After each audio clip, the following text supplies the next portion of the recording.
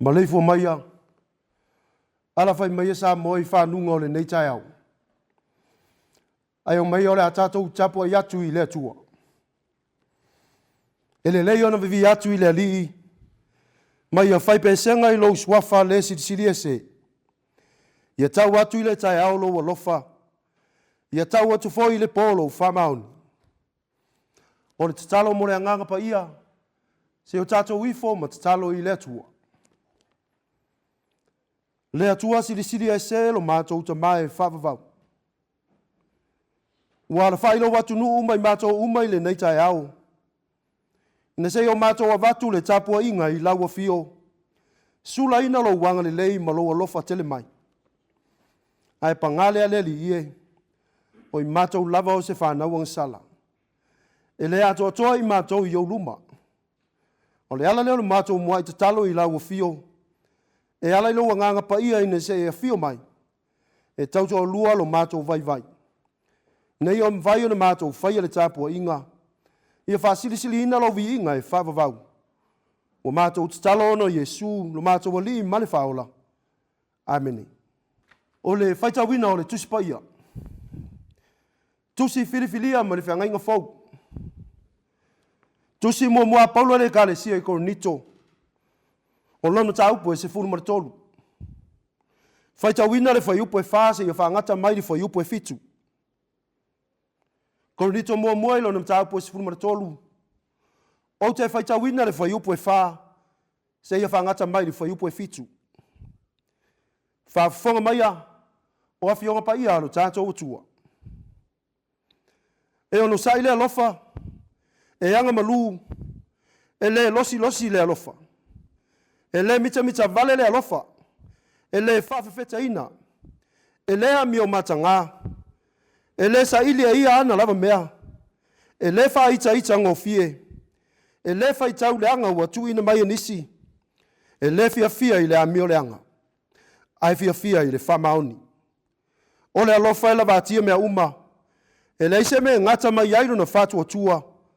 Malona whamoe malona onu sai. Ia whamanu e mai le atua. E ala ilo tātou whaitau ma le whalongolongo I nisi o ana awhionga pa ia. E ia tu mawatu I ata ia le vi inga nei masa uma. E o I le whavavau lava. Amen. O le launga le suafa mamalu o le atua le tamaa. Le atua le alo ma le atua le angangsa. Amen. Maua le matua o le launga ma le tusi na whaitawina ma le whiangainga fau. Koronito mua I lona mta upo e sifuru maratolu. Ua uwhaonga ina le whaiupo e fitu e whaima matua. Whafafonga o te toi whaitawina. O le alofa e la vatia mea uma.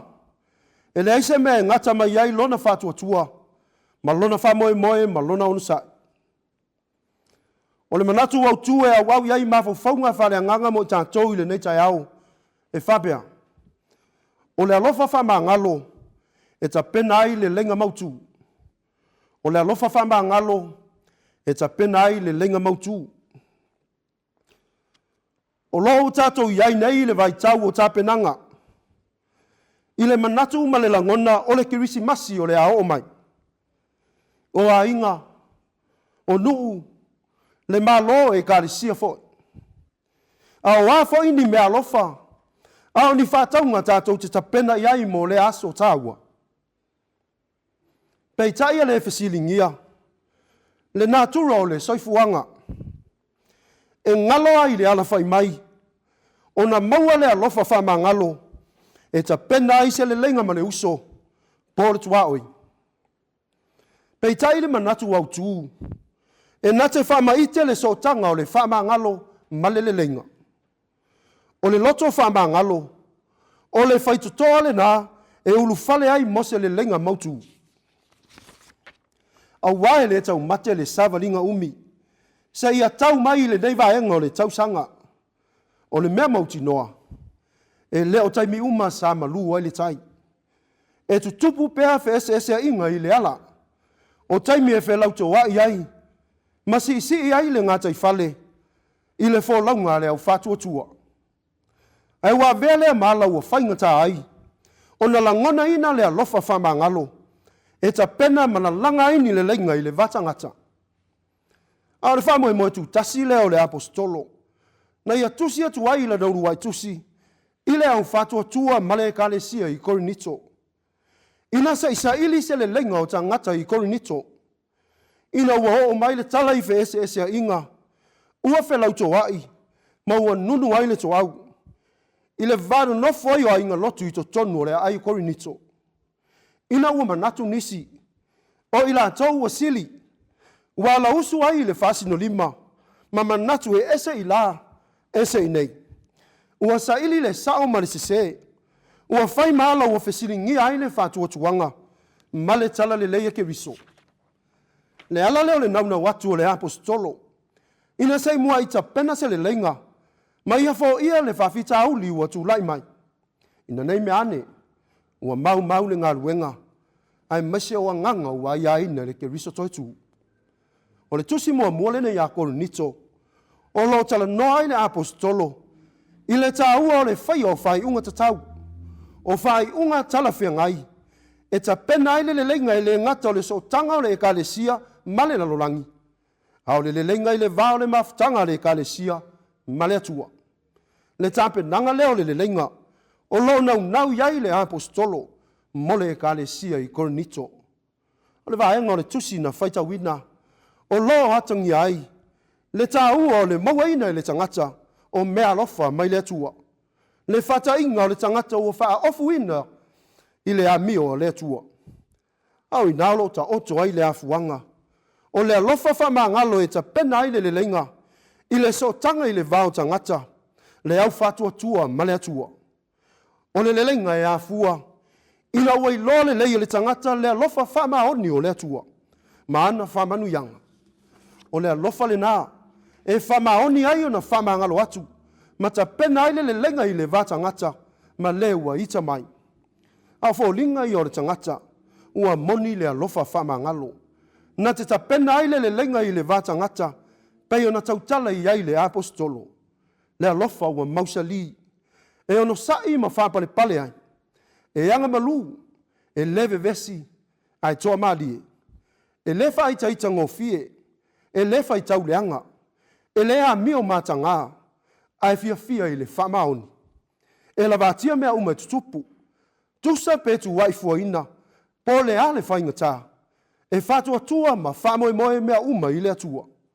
O le atoanga le nao le tangata, ua whaile alofa o le atua, ma o ngā totonu o le ola fe whamangalo ai. O inae tupu aile le lenga mautu. E le ngata I manui ai le fe au ma le tala le leia ke riso. A o mafutanga I le vana nofo ai. O le whanau o le atua.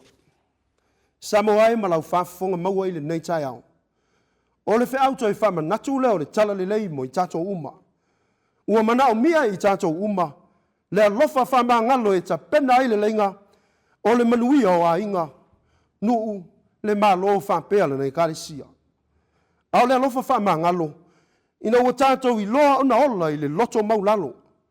Au le loto maulalo le mea alofa le atua mo le tangata e ola matau. Ua tātou iai le vaitau. E ta pena masauni ai e whamanatu le o mai o le kirisi masi. O le aso na liu tino tangata ai le atua e ala ia ke riso. Fe siri whatupu manatu. O a mai lau tāpenanga. O a mai a tātou tāpenanga mo le aso. O le tua lalo le tala le lei. Tau tuana lau tāpenanga I aluroa. Ai ngalona e afe ane e ta pena se le lenga ma lo uso. O lautu a oi ma le tangata o lo lua fese ese ai. A le tāpenanga e tā ua ai. Le whai o whai unga talawhia ngai. Ia o ngā tusa ma le whina ngalo o le atua. O tātou iai nei aso. Ua luluina pēr le fili. Le vale leo le nonofo ai o a inga. Nuu le malo whapea le kālesia. Pei tai le eise poto. Po se malosi o le tangata. Na te lavati ailu I tau le ola. Pea o ina fetu leni mai. Seiva ngā le atua malona mana. Le pule o ao mea umana whai. O ina tātou te malu matoa iai. Pea o ina tutupu fi tau le ola. O lona ao la veai. E leo leo ina ai tātou uma. Mai le fili maana mai lei. Ia mana tua. E leo taimi uma e solo le lei ai la tātou savalinga. Ina ua o tātou manatu. O I nei ua atama mai. Ao le lai tū ua vai vai. O i nei e sao anto toa, ai se le lai tu. Ia pe fasino mia foi i tātou, i so tātou tau mawhai atu. Ma vea ai maale tu tupu ai ma senga i tu tonu o mafutanga. Pe tai a taula mea uma i lea lofa wha ngalo lea tua, na whaalia i ake wiso. O lea lofa wha ngalo le nao lea tua, e mawhai e ona tātou wha ngalo, ni mea o ve si ai le vale le imarisi. O na mauti noa lea, ua whai i tātou ma whata inga, o le whatupu o le lenga, ma le nofo file mo i tu tonu o mafutanga le whanau lea tua. O Yesu lava ia na feta lai, amuia e whatupu ina le file mo. Au wae ta ua i la tau o ta li o lea tua. Au lale apostolo i a Kolose, ia fi pale ai ma i whamangana wa i o tau. Pe a whai wanga le anga ina se tasi. Whapeo na whamangalo mai le li i ante o tau. Ia whapea fo i o tau. Au lea lofa e lau tua le i nei mea uma, o le fusi lea le lei mato o toai. Lea lofa lea o lea tua. Na fua i le whamangalonga mo le lalolangi to i lalo o na o le angsala. Na ia sa ili mai ai, mata pena lele lenga ma le tangata. E ala ile Emanuelu na fio mai, ma mau fatasi mai tātou. O lona soi fua pa ia na ofo ina mai, le whaola tanga e ala ilona maliu, ma lona soi tū manu malo. O le avanoa ua whamangalo ina ai le lalolangi, wa awhi ai mai tātou. Ila ua toi whale lei ai le mafutanga mai e whavavau. E ala ile salamo, ma le whatua tua whamaoni. Manuia le ala usi fe au mga luenga o le nei tai au. Mai e tu mawatu le atua pule au le vi inga. Nei au i le whavavau. Amene. O le atatou pese atu i le atua le pese tolu se lau mali lima. Tolu se lau mali lima le pese. Tatou te pese ai le atua. Oh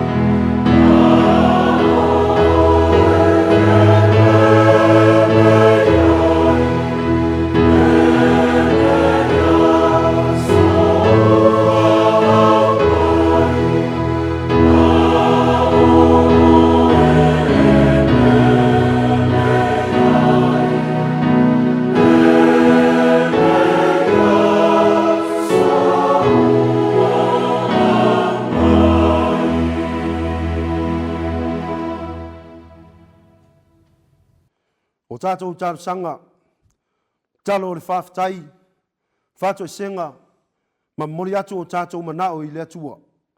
Te o tātou uifo ma te talo i lea tua. Lea tua tolu tasi pa i ai, lea tua le tamā, lea tua le alo ma lea tua le angangasa. O lea tua sili ese la ufio, o lea tua alofa, ma lea alofa muti vale umalava. O lea tua foa la ufio, na e whaia le langi ma le lalolangi ma mea umau iai. O lau afio o le puna o lo mātou wola ma lo mātou malosi. O le whapongai o mea le lei uma ma whamanu ianga o lo mātou wola. Vivi whaiae o mātou loto i le neitai au. O waua e toi whaangua o lo mātou wola ma le soifua o lo watunu.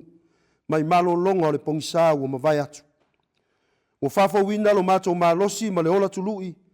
Ua whaopopo fo i le aso fau i le whaitawina o aso o lo mātou wola. O vavenga mamana e whau au peo lo walofa la vea i lo mātou wola. E le mawhai so mātou poto se i vanga nā lau o fio pule au au. Ua tatau ai maono mea na mātou wala usu, ina se i langi au vi inga, o le whamanu ma le whawhitai, se i sula ina lo walofa ma lo wanga le lei tausi lo mātou wola. Mātou taritonu i le whatua tua, o lo manuia lo watunu watoa, a mata mai tai o lau e kalesia kerisiano, le malo nuu mafi o anga, o a inga whapea tutonu e kalesia, se ia o ia mātou whanau. Whawhitai au au o whalia pea lo walofa, i le malosi ma le soifua wha wau na i o mātou mātutua i tutonu o ainga. Lo lātou soifua whai te talo ma le tapua inga osi, a o ta ape ailo watunu i whe au ma walawina ese. Whamanu ina lau a fio, ona au whamanu yanga i lo mātou wola. I lau whasoa ma lau foa i wala ese mai mo i mātou. Ua mātou te tonu, ua leo so mātou malosi ma so mātou poto. Ai o lau lava lofa ma lau wanga le lei. Ue amana ia ma whao ngā ina ailo mātou wola i tā leni maanga waa. O le poto ma le ata mai. Ua whaatino ai a mātou whiau. Ma lo mātou walawina. Ua whaata mawa inga ina ai i mātou. Ua le ngata i le tino. Au le mawhau whau ma le anganga. Whawhitai le sauta ua o le tala le lei. Ma lo na o mai o mātou laufanua. Ua suluia ai o mātou o langa tuwai. Ua whaatala le lei na ailo watunuu. Mai loa ai le tala o le whaulatanga ia Yesu ke riso. Whawhitai mo lau tusipa ia. O aua fionga mamana. O le upu e tapasa ina ai i mātou. Ma whaatonu whalau i la mātou savalinga. A o le whailoa mai lava leo lo fina ngalo. Ma lau ami o tonu i o mātou wala uma. Whamanu ina le ngaluenga mana lo wanganga pa ia. O le anganga na te whaatupu le malosi. Ma whaaloto tele ina i mātou. Ina i o mātou tu mau pea i lau o fio. O le anganga na te au maile mawhanawhana. Ma whaatupu lo mātou mauti noa e sa vavali ai pea i luma.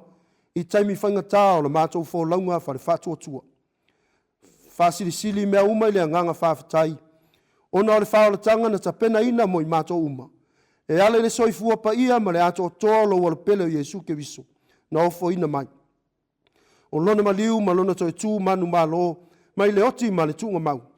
Ua mātou maua i le awa noa i lo malo whawavau. Pe a whai e talia i le whātua tua ma le salamo whamaoni. E tū mau atu i lau a fio pule au au.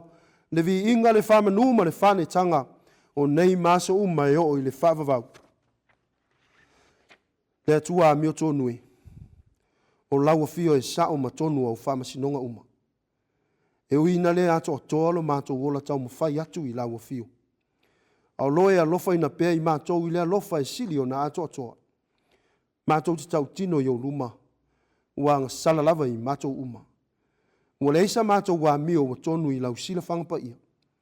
Ua toi lalo pea i mātou. Ina ua ngā wai o mātou loto i tuina naunga o le nei lalo langi. Ua wha loto lua ina mātou wola tāpu wai. Male au nanga i lau fio. Mātou te whato ese. Ono le mātou wola wha le whatu atua. Ua whaingo fio na mau ele whe meme ai ma le le mau tonu. Ua whailava lea maala e whaavai vai ai. Le ola wha le whatu atua o nisio tau mo whai atu mo lau fio ma lo malo. Ua anga sala i mātou. Ina ua whatu mtumu lima na mātou whatino le alofa atu. E pei na e alofa ina ai i mātou. Mātou te whato ese. No ua mātou le sava valim. ma le talitonu i ala e pei ona whaasino mai e ke riso. Ua mātou toi lalo ina ua mātou pala ai e tau tala i le upu moni. Ma whaia lo fina ngalo. Ona ua fefefe le whamatau mai le lalo langi. Ua ta ua fo i mātou o kerisiano. Ua ta lia le tala le lei ma muli muli ia o ngā Yesu. Ai ua solo mua i mātou i le ola fe ai nai ma le fifuri tu ai. O le ola tau i masui ma le whamasino ai. Ua tutupu ai ma se inga. Ua le mawhai ai o na mātou maua le alofa whamangalo. E tau si ai le lenga ma le nofo fe alofani i le vata ngata. Ai sili ai. Ona toi lalo ai mātou i le vā ma lau fio. Ua ma mau pea i mātou ma lo fina ngalo. Ia mātou whāti nonga. Ua le atangia lava i o mātou o langa. So mātou whātu atu i lau fio. Le atua alofai. Ua mātou wole ma le loto whamaulalo. Se ia e alofa. Ma whama ngalo lo watunu uma i mātou uma.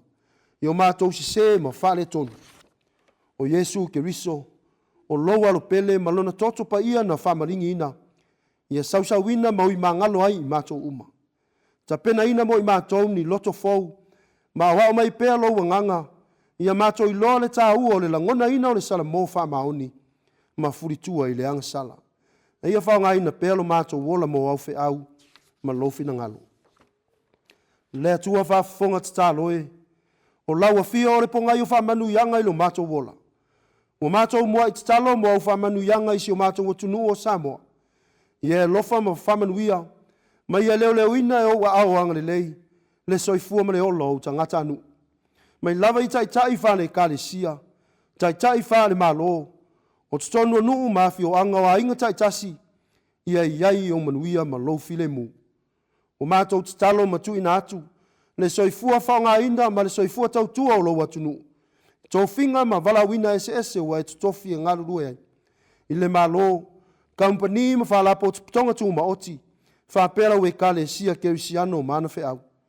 Ia whamanuia la ua fio i lo lato soifua o ngā. O lo lato wala o foina e tautua lo watunu. A wase manuia o tangata anu. Ia maua lo lato malosi. O le poto male ata mai. A sili le whamaoni ma le matau i la ua fio. E whatino ai mato valawina. Whamanuia sa molo mato tofi. E ona lau whanua ma le ngata i fale. Whapelo na si o se o manga ma lo nati nae. Ua tua iai lo mato wola o aso uma. Anga le leila ua fio.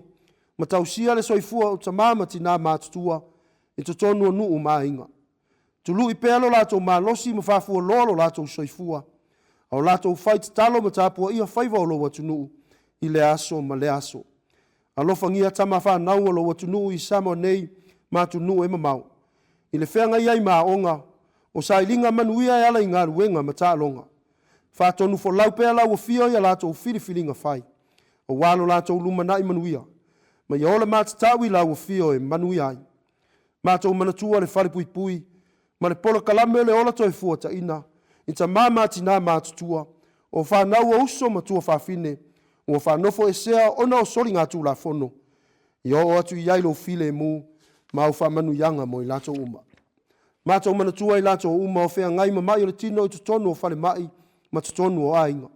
O mātua ma whanau i o atu i ai lau fisosoani. Ma lau mana whamalo lo. Toi whafo i sia lo lato malosi. Whamanuia lau e kare sia keu siano i samo nei. Mātunu i whafo i lona ati nai. Ia whatupu tele ina le mori mau. Ma ia susulu pēr le malama lama o loa lofa. Le soifua o foina o tangata. Ma o lau o fio ma au fe au. Te talo mo i lato o warfa i mai whanoa noanga. Ne loi mata malingi ona o whala lavi tutupu whafo sei. Whapea mawhtanga pe lewa e te tala i le oti. Ia iai lo au wha mawhana whana ma au wha mai senga. Ia sanga wha lotu tele ina i lato uma. Ma pai atu i ai lo file mu. Mātou te talo mantua le vasa Pasifika. Ma afianga isuinga te tele o le tau. Ia iai o manuia ma lo au la vea i tau mawhainga uma. A wale tali atu i asuinga. Wa afia ai le soifua o tangata. Whamanuia e mātou motu tua oi o le Pasifika. Whapeo mātou uso ma le whainga mālo tutuila ma manua. Ia iai lo file e mū ma lo wanga le lei. Ia lātou tau ma whainga uma. Mana tua le lalo langi vevesi. Ia lātou ua mawhatia ma pua ngatia. Ua sawa ina ona le pule se ona whai. Ua avese ailo lātou saulo tonga. Se ea lofa leali ie. Ma o atu iai lo file e mū. ma lou mana lave a'i mo i latou uma faamanuia i le fakasa TV ma na polo kalame fa'auau faapea so o se auaunaga o loo molita'i ai le fe'au o le talalelei o lou alofa tunoa i Samoa nei ma le lalolagi atoa o ai o manaumia lau fesoasoani lenei vaega o le taeao le ali'i alofa ai apa atu iai o a'ao lavea'i ia na usu ai o lou atunuu i fe'au ma galuega o faiga malaga fuafuaina o lenei aso ia leoleo ma mafutaina pea lou agaga e taumanui ai faiva o lenei aso le atu ai o ia a matou tatalo faatasi ai ma tatalo i le loto o le tagata lava ia ua matou ofau matu ia faia pe iai lou finagalo paia ae aua lava o matou loto ua matou tatalo ma ole i nei mea uma e ala atu i le suafa mamalu i Iesu Keriso le ali'i ma le faola aia tumau ai o matou luga uma nei o lou atunuu ma le lalolagi atoa le manuia ma le filemu o lauafio le atua le tamā le alofa sisili ese o Iesu Keriso lo matou ali'i ma le faola le mafutaga faifai pea ma lauafio agaga pai ai nei maso uma e o'o i le fa'avavau lava amene